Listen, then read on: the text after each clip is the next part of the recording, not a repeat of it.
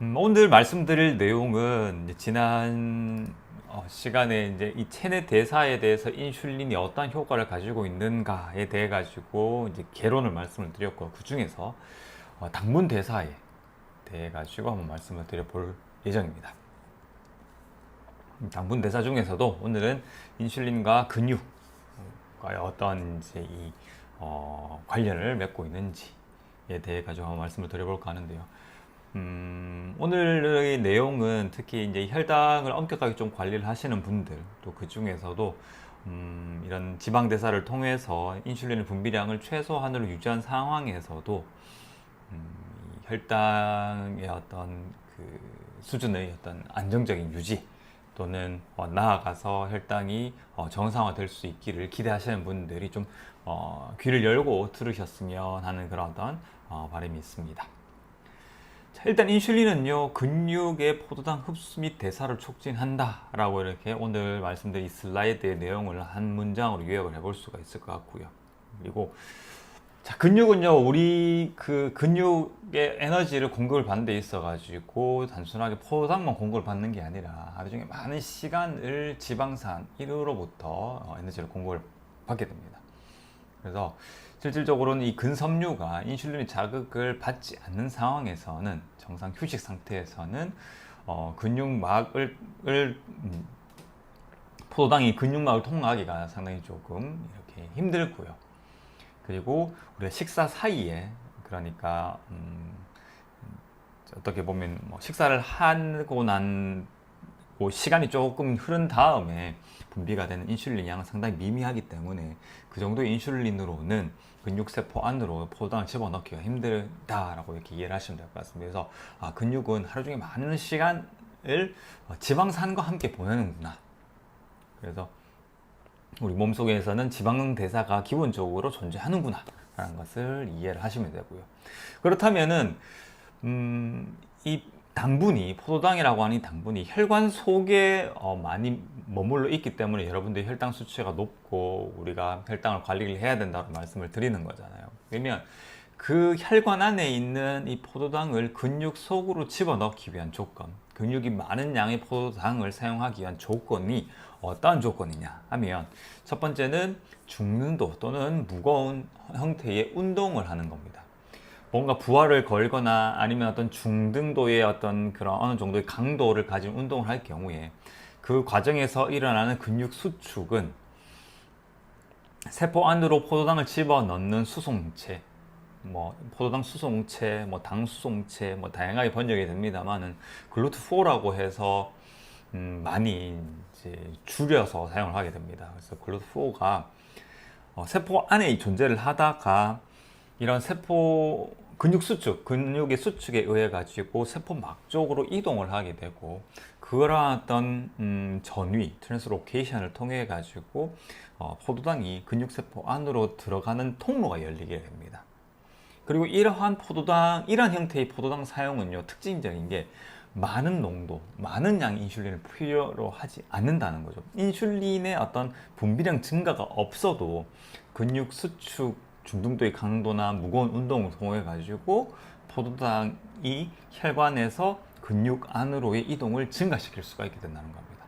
그래서 이 부분을 제가 왜 별표 3개를 해놨냐면, 이렇게 인슐린의 분비를 유도하지 않고서도 혈관 안에 존재를 하는 포도당을 사용할 수 있는 방법으로서 이 운동이라고 하는 게 상당히 중요하다는 겁니다. 그래서 여러분들께서 만약에 혈당을 내가 조절을 해야 되고 인슐린의 분비량을 높이지 않고 싶고 췌장을 조금 아끼고 싶은 그런 어떤 목적을 가지고서 건강 관리를 하신다 그러면, 이런 규칙적인 운동, 특히 중등도나 이런 무거운 뭔가 어떤 근력을 활용하는 그런 운동은 반드시 필요하다는 거죠. 그래서 근력 운동 반드시 하셔야 근육 안으로 쉽게 포도당이 들어갈 수 있는 통로가 열리게 되고, 우리의 근육이 지방산이 아니라 포도당도 많이 사용을 할 수 있게 된다라는 것을 이러한 내용을 통해 가지고 정확하게 아실 수가 있다는 겁니다. 그래서 우리가 인슐린의 효과를 알아가는 과정에서 그 인슐린 효과에 대해서 다양하게 알게 되면, 우리의 혈관을 혈당을 관리를 하거나 아니면 건강 관리에 있어서 큰 어떤 방법들, 아주 다양한 방법들을 아실 수가 있게 되고 큰 도움을 얻으실 수가 있게 됩니다. 그래서 이게 근육이 많은 양의 포도당을 사용하기 위한 첫 번째 조건, 그 조건 중에서도 인슐린의 분비량 증가 없이도 일어날 수 있는 조건이고요. 두 번째는 식사 후에 당연하게도 어떤 식사를 하게 되면 그 음식으로부터 영양소, 이 포도당이 흡수가 되죠. 그렇게 되기 때문에 당연히 혈당이 높아지게 됩니다. 그런 혈당 변동성의 자극에 의해 가지고 췌장에서 인슐린이 확 분비가 되게 됩니다. 왜냐하면 실제 우리의 혈관 안에는 혈당이 많이 존재하거나 또는 실질적으로 혈당의 변동성에 대한 자극인 거죠. 혈당이 갑자기 올라가게 되니까 거기에 대한 자극으로 인해서 인슐린이 확 분비가 되게 됩니다. 그렇게 되면은 이 인슐린이 특히 이제 이런 여분의 이런 그 평상시에 인슐린이 아니라 추가로 이렇게 분비된 인슐린은 그 포도당을 근육세포 안으로 빠르게 이동을 시켜버리게 되고, 이 시간 동안 이 여분의, 그러니까 많은 양의 어떤 인슐린이 분비가 되는 이 시간 동안에는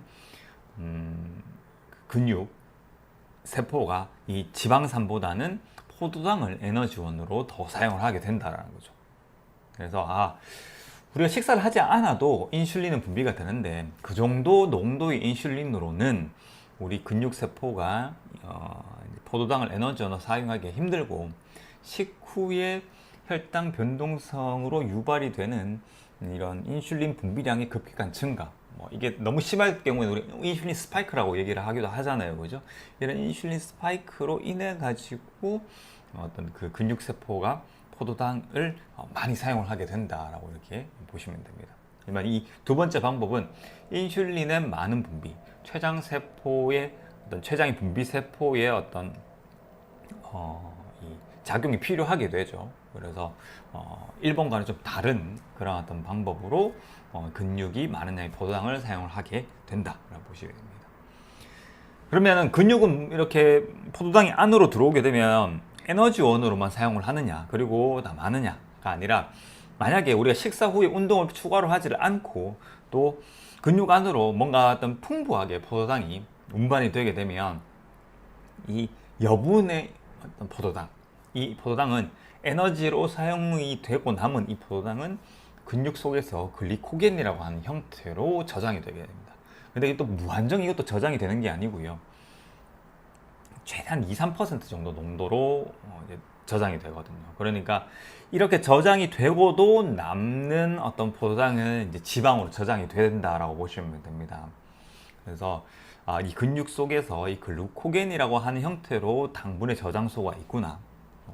이건 또 간에서도 글리코겐이라고 하는 형태로 저장이 되거든요. 그래서 당분이 저장되는 어떤 방법이 지방도 있지만은 1차적으로 일단은 이런 글리코겐의 형태로서 바로 당분의 형태로 사용이 될 수 있는 그런 어떤 부분으로 저장이 될 수 있겠구나, 이렇게 이해를 하시면 됩니다. 그래서 이 글리코겐은 나중에 근육에서 이제 에너지원으로 사용이 될 수도 있고요. 그리고 이 근육이 극도로 짧은 기간 동안 극도의 에너지를 사용하는 경우에 유용하게 됩니다. 그리고 이 글리코겐은 산소가 없는 과정에서도 이런 젖산으로 이제 분해가 되면서 수분 동안 혐기성의 에너지를 제공을 하게 됩니다. 그래서 우리가 이런 이제 근육을 사용을 하지만 그 근육에 충분한 양의 산소 공급이 되지 않아도 일정 시간 동안 에너지원으로 사용하면서 근육이 활동할 수 있도록 만들어주는 그런 어떤 에너지원이다라고 보시면 될 것 같습니다. 그래서 이런 다양한 내용을 말씀을 드렸지만 제가 조금 더 강조를 드리고 싶은 부분은 많은 양의 포도당을 근육이 사용하기 위한 조건으로, 특히 인슐린의 분비에 현저한 증가 없이도 근육이 포도당을 사용할 수 있는 그런 어떤 방법이 바로 운동이라는 거죠. 그래서 우리가 혈당을 건강하게 관리를 하기 위해 가지고는 반드시 운동을 하셔야 되는 이유가 여기에 존재를 하게 된다라는 것. 운동을 통해 가지고 근육 수축을 유발하게 되면 이 포도당이 근육 안으로 들어가는 통로를 자꾸자꾸 열어주게 된다라고 이해를 하시면 될 것 같습니다.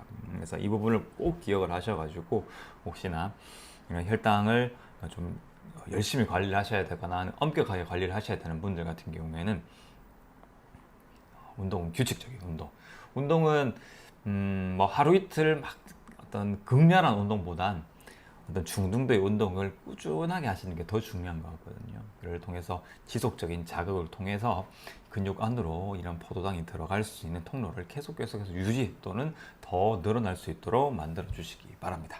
그래서 오늘의 헬스 토픽은 이렇게 간략하게 한번 말씀을 드려 보겠습니다. 지금 방송 상태가 계속 고르지를 못해가지고요.